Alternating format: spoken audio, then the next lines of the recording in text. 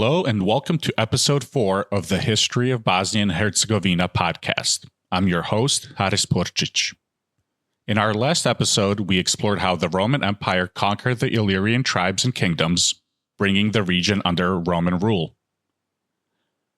Rome had firmly established itself in Illyria, setting the stage for the dramatic changes to come after the empire's decline. Today's episode picks up the story around the 5th century. We'll cover the tumultuous period after Roman rule, a time when new people swept into the Balkans, and the foundations for medieval Bosnia were laid. So, let's dive into the fascinating era of Bosnian history. When the Western Roman Empire crumbled in the 5th century, the Balkans became a crossroads of migrating tribes. One of the first groups to dominate Bosnia's region after Rome were the Ostrogoths, an Eastern Gothic people. In the year 455, the Ostrogoths conquered what is now Bosnia and the surrounding lands, filling the power vacuum left by Rome's fall. For a time, they ruled over the former Roman provinces of Dalmatia and Pannonia, which included parts of Bosnia. By the mid-6th century, the Eastern Roman Emperor Justinian had waged war on the Goths and reasserted imperial control over parts of the Western Balkans. However, Justinian's reconquest was short-lived because a new formidable group appeared on the scene, the Avars. The Avars were a nomadic Turkic tribe originating from the Eurasian steppe. Arriving in Central Europe around the 550s, they quickly proved to be a militarily superior force in the region. In the late 6th century, Avars and Slavs together began ravaging the Byzantine territories across the Danube. Eventually, the invaders stopped merely raiding and began to settle. Some Avar groups settled in parts of the Western Balkans, including areas of Western Bosnia, Herzegovina, and what is now Montenegro. Meanwhile, as the Avars waned, other new ethnic groups were arriving. The Slavs, whose story we'll explore next, were migrating en masse into the Balkans.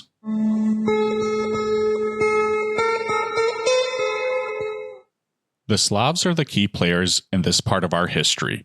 They are the ancestors of today's Bosnians that left the largest imprint. But who exactly were they, and where did they come from? The early Slavs were an Indo-European people whose homeland lay to the northeast of the Balkans. Most scholars locate the Proto-Slavic homeland in the broad area of Eastern Europe around Policia, straddling modern-day Belarus and Ukraine. The Slavic tribes were not well known to the classical civilizations at first. They lived beyond the horizon of the Roman world. Early references to them appear in Roman and Greek sources under different names. The Romans often referred to a people called the Veneti, Sclaveni, or the Antes, who lived north of the Carpathians, and these were likely the early Slavs. So, by the time they enter our story, these early Slavs were a distinct ethnic group living just north of the Danube. Physically and culturally, they were unique. Early descriptions portray them as having blue eyes, ruddy faces, and long hair. They were also described as, quote, tall and especially strong. Their skin is not very white, and their hair is neither blonde nor black, but all have reddish hair. The early Slav society was tribal and clan-based, organized in small kinship groups rather than large kingdoms. According to Procopius, a 6th century Roman historian, the Slavs were, and I quote, not governed by one man, but from ancient times have lived in democracy, and consequently everything which involves their welfare, whether for good or for ill, is referred to the people. End quote. The Roman military was well aware of their presence. Their generals were told to use any possible means to prevent the Sclaveni from uniting under one ruler, and to quote, the Sclaveni and Antes were both independent, absolutely refused to be enslaved or governed, least of all in their own land. End quote. Imagine a Slavic settlement in the 6th century. It would likely be a cluster of simple wooden huts possibly spread out rather than in a dense village. Again, Procopius noted that their dwellings were squalid huts isolated from one another. Several generations of an extended family lived together in what later came to be called a zadruga, a communal household. In fact, the zadruga was a hallmark of Slavic social organization, an extended family sharing land, livestock, and resources under the leadership of the oldest capable member.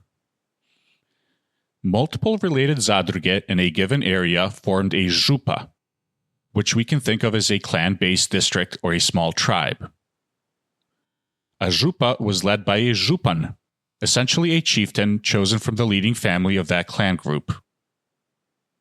Groups of župans might occasionally unite behind a senior leader, what some call a veliki župan, meaning grand župan or high chief, in times of war or crisis.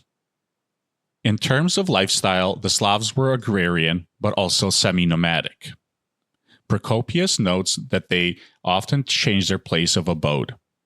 They practiced slash-and-burn agriculture, and when local resources were exhausted or danger loomed, they could pack up and move to a new location with relative ease. This mobility would serve them well during the migration era. What about their beliefs and customs?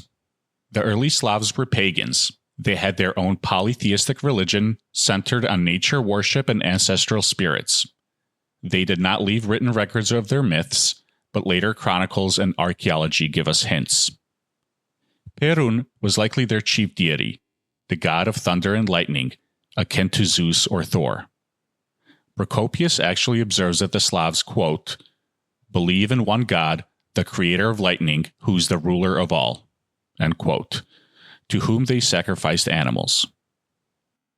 This is almost certainly a reference to Perun, the thunder god. However, the Slavs were not strictly monotheistic. They acknowledged many spirits and minor gods of nature.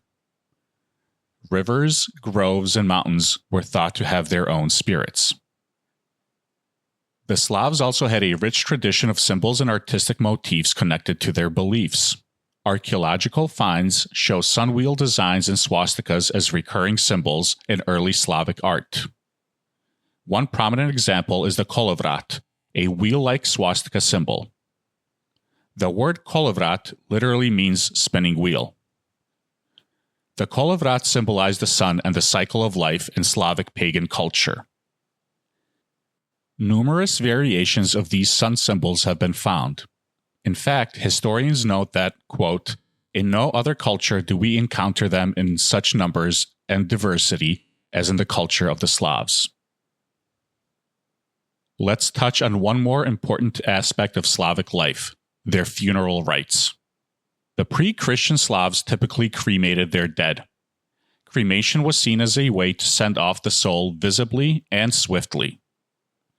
Over time, as they migrated into the Balkans, there was a shift.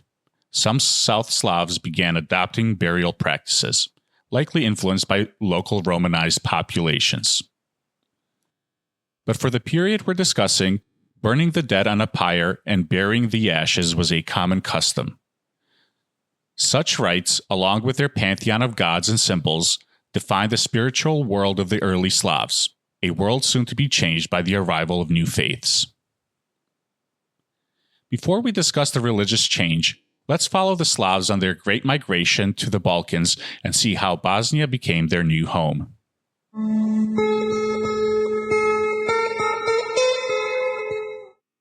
In the 6th century, waves of Slavic migrants flooded into southeastern Europe, and Bosnia was one of the destinations.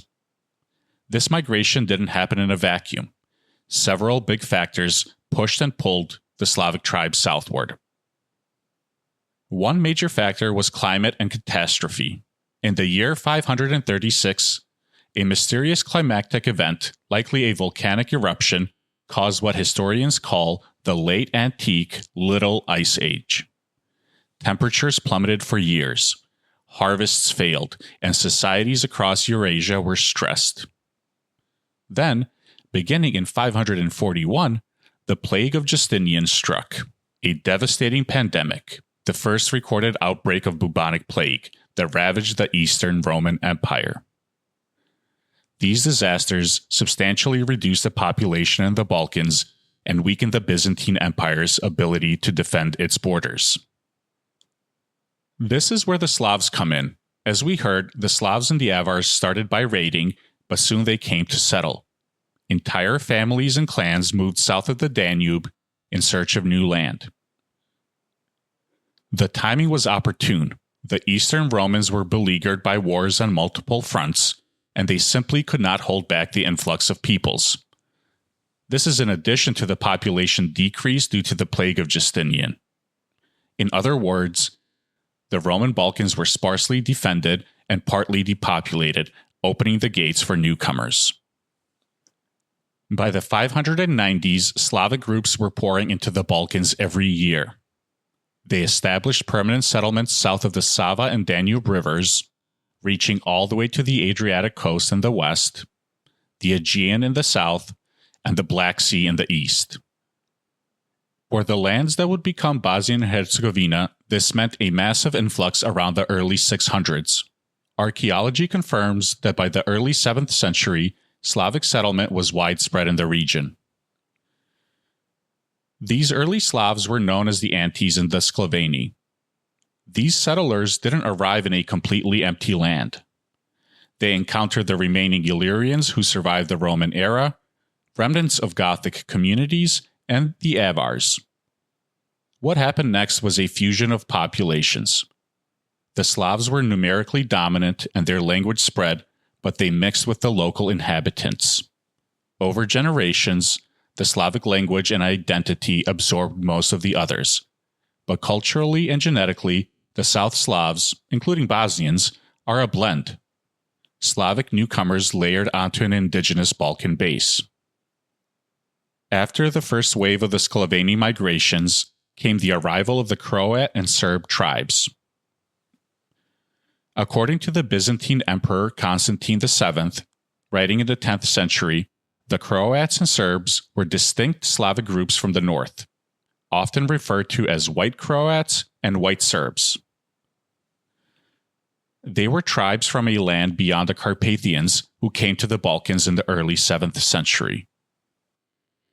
The term white comes from the use of colors for cardinal directions and translates to either Western or Northern. It has nothing to do with race or skin color. The story goes that Emperor Heraclius struck an agreement with them. These Slavs would be allowed to settle in Dalmatia and the lands of the former Roman province in exchange for ousting the remaining Avars. The Croats established themselves roughly in modern Croatia and western Bosnia, while the Serbs settled in parts of eastern Bosnia, the Sandžak, and what is today Serbia and Montenegro. This placed the Bosnian region at a crossroads between these emerging early medieval states, Croat tribes to the west and Serb tribes to the east. In fact, for the next few centuries, present-day Bosnia was a borderland, often contested or influenced by both. To sum up, author Noel Malcolm, in his book Bosnia, A Short History, writes that there was an existing large population of Slavs in the region before the migration of the Croats and Serbs. He argues that due to this, the modern-day inhabitants, or even medieval ones, cannot be divided into sub-ethnicities such as purely Serb or Croat. Additionally, the migrating Slavs integrated with the local population of Illyrians, Celts, Goths, Romans, Alans, Huns, and Avars.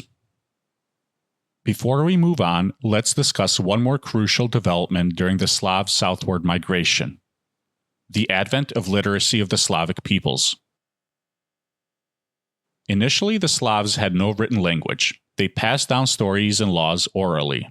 They did, however, have a system of strokes and incisions that served as a proto-writing system.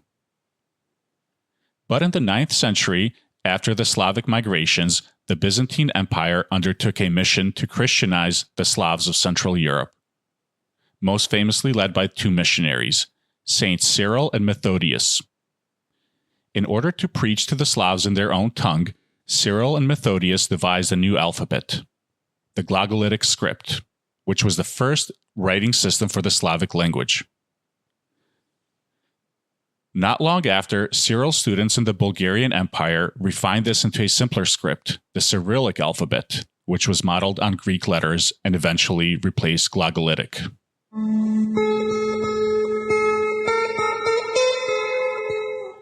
During the 7th, 8th, and 9th centuries, the political landscape of the Western Balkans began to solidify. The scattered Slavic tribes gradually coalesced into early principalities under the influence of larger powers like the Byzantine Empire, the Frankish Empire, and the rising Bulgarian Empire. Bosnia's territory was affected by all these forces, yet its rugged geography allowed it to develop in a somewhat distinctive way. In the early Middle Ages, two neighboring Slavic kingdoms crystallized, Croatia to the west and Serbia, known as Raška, to the east. By the 9th century, historical sources suggest that Western Bosnia was under the sway of the Croatian rulers, while Herzegovina had ties to the Serbian rulers. This is a bit murky because contemporary records are sparse, but later chronicles, like the Chronicle of the Priest of Duklja, claimed that around the year 753, a realm of the Slavs existed in the area and mentioned Bosnia by the name as a distinct region. What we can be fairly sure of is that Bosnia in the 9th and 10th centuries was a borderland, at times caught between Croat and Serb claims. For instance, King Tomislav of Croatia is believed to have extended his rule over much of Bosnia, uniting Croats and some Bosnian Slavs under his crown. However, this control was likely short-lived. After Tomislav, Croatia fell into internal conflicts and its grip on Bosnia loosened. Similarly, on the eastern side, some Serbian princes might have had influence over parts of eastern Bosnia, but that too was tenuous. Historian Tibor Živković argues that Bosnia was an independent state before 822, due to the existence of two towns of Bistua, most likely present-day Zenica, and Martar, probably present-day Konjic.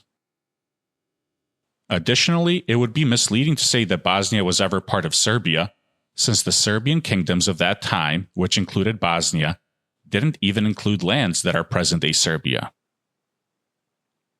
Up to 1180, Bosnia proper was linked more to Croatia, and Herzegovina was Serb territory. In 1019, the Byzantine Empire under Emperor Basil II forced the Serb and Croat rulers to acknowledge the Byzantine sovereignty. During this time, Bosnia was ruled some of the time by a Croatian governor and at other times by Serbian rulers directly under Byzantine control. By the 1100s, Serb rulers shifted their attention east to Raška and the Croatian lands fell to Hungary. This Hungarian control of Croatia would last until 1918 with some interruptions here and there. Hungarian rule extended to Bosnia, but it was ruled by a Ban, whose authority became more and more independent as time went on. By 1180, Bosnia became virtually free of Hungarian, Byzantine, and Croatian controls. Writings by historians in the 11th and 12th centuries back up these claims. Byzantine historian John Kinamos wrote about the Byzantine Emperor Manuel I Komnenos. When he approached the Sava, he crossed it from another river by name Drina, which takes its origins somewhat higher up and divides Bosnia from the rest of Serbia. Bosnia itself is not subject to the Serbs' Grand Župan, but it is a tribe which lives and is ruled separately. Noel Malcolm also stated that the ethnic identity of inhabitants of Bosnia until 1180 cannot be answered for two reasons. Quote, first, because we lack evidence, and secondly, because the question lacks meaning. We can say that the majority of the Bosnian territory was probably occupied by Croats, or at least by Slavs under Croat rule, in the 7th century. But that is a tribal label which has little or no meaning 5 centuries later. The Bosnians were generally closer to the Croats in their religious and political history, but to apply the modern notion of Croat identity, something constructed in recent centuries out of religion, history, and language, to anyone in this period would be an anachronism. All that one can sensibly say about the ethnic identity of the Bosnians is this: They were the Slavs who lived in Bosnia. End quote. Before concluding today, we need to discuss a critical aspect of this era that we haven't covered yet: the conversion of the Slavs to Christianity and how that unfolded in Bosnia.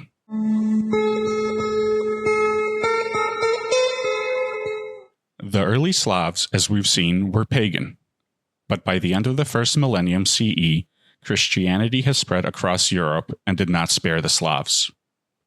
The process of Christianization of the Slavic peoples was gradual and often politically motivated. In the Balkans, the southern Slavs were caught between the two spheres of Christian influence: the Byzantine East, Orthodox, and the Latin West, Catholic. Missionaries from both Constantinople and Rome ventured into Slavic lands. For example, in the 9th century, the Byzantine missionaries Cyril and Methodius converted many Slavs in Moravia and Pannonia. Their disciples then traveled south to Bulgaria, Serbia, and Croatia, carrying on their work. Meanwhile, Frankish, aka Latin, missionaries were active in northern Croatia and Slovenia. This resulted in a sort of religious tug-of-war. Croatia largely embraced Western Christianity, whereas Serbia and Bulgaria leaned towards Eastern Christianity. Where does Bosnia fit into this? Bosnia was, again, something of a borderland, geographically and ecclesiastically. It was not directly evangelized in the first big waves. The coastal cities of Dalmatia, like Dubrovnik and Split, had bishops and churches early, but the interior Bosnia lagged behind. It's generally thought that Bosnia's conversion to Christianity significantly trailed that of its neighbors. As one source notes, Bosnia, due to its terrain, was probably one of the last areas in the region to be Christianized. Through the 9th and 10th centuries, there were missionary efforts reaching Bosnia from both sides. We know that by 879, a Roman pope mentions an Episcopus Bosniensis, Bishop of Bosnia, indicating there was a Christian hierarchy at least nominally. This suggests parts of Bosnia had churches and clergy by then, likely under the influence of the Archdiocese of Split. However, Christianity might have initially been limited to certain pockets, probably urban centers or ruling families, while much of the peasantry in rural Bosnia kept their old pagan customs for a long time. It's worth noting that the eastern part of Bosnia may have been Christianized slightly earlier, potentially by Cyril and Methodius' disciples traveling west from Bulgaria. In fact, the baptism of the Serbs and nearby Slavs is traditionally dated to around 870s, which could have included some of the Drina Valley area. By contrast, central and northern Bosnia had more connection to the Croatian kingdom and likely received Latin Christian influence by the 10th through the 11th century. The end result was that Bosnia became a sort of mixed zone, not firmly in either the Catholic or Orthodox camp initially. This ambiguity would later give rise to the Bosnian Church, a locally grown Christian community that was somewhat separate from both Rome and Constantinople. Now, what about the pagan beliefs we described earlier? What happened to them? As in most conversions, the old beliefs didn't vanish overnight. For generations, many pagan practices survived under a Christian veneer. Bosnia's people might accept baptism and attend church, yet still invoke ancient Slavic spirits or practice folk rituals at home. Church authorities in the medieval period often complain about South Slavs lighting bonfires on certain nights, using charms, or celebrating old festivals, signs that pagan traditions remained embedded in folk culture. In summary, by the end of the period we're covering in this episode, Bosnia was officially a Christian land, but it was evangelized later than its neighbors and retained a distinct religious character. The common folk in Bosnia likely practiced a faith that was a blend of Christian and Old Slavic traditions, and the region's isolation allowed that blend to persist. This would eventually set the stage for the religious controversies of the High Middle Ages, when both the Roman Catholic Church and the Orthodox Church looked at Bosnia with suspicion for its unconventional Christianity.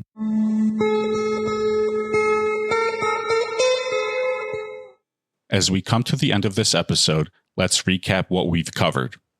We started with the post-Roman upheavals, seeing the Ostrogoths briefly rule the Bosnian region after the fall of Rome, followed by the incursions of the Avars, who, like their Slavic allies, turned the Balkans upside down in the 6th century. Then came the Great Slavic Migration. The Slavs brought their own language, religion, customs, and societal organizations. As Byzantine and Frankish power tugged at the region, the Slavic, Croat, and Serb kingdoms took shape around Bosnia's periphery. Yet, Bosnia itself maintained a remarkable autonomy through this era. Sheltered by its mountains and guided by local chiefs who balanced between larger empires. With the end of the 12th century, we have reached a turning point. Bosnia is now entering the High Middle Ages as an independent polity. In our next episode, we will delve into Ban Kulin's reign, a period of peace and commerce, but also the time when Bosnia's unique church came under scrutiny. Thank you for listening to the History of Bosnia and Herzegovina podcast. I hope you found this journey through the early medieval period engaging and enlightening.